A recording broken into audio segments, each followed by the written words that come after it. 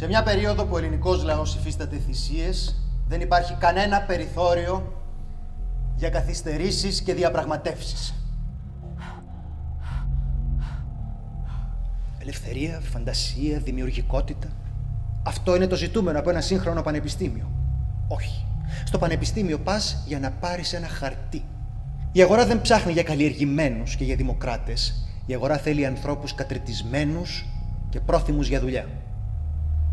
Ειδικό επιστημονικό προσωπικό, καθηγητές, λέκτορες, γραμματιακή υποστήριξη, διοικητικοί υπάλληλοι, φύλακες, καθαρίστριες, πανεπιστημιακή έρευνα. Έρευνα γενικώς.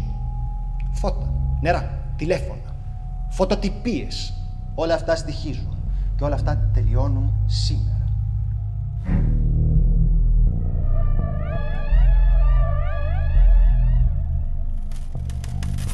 Όσες απολύσεις χρειαστούν θα τις κάνουμε και ας κλείσουν σχολές.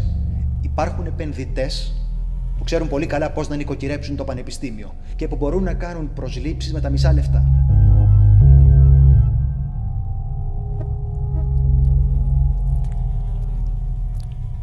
Δίδακτρα.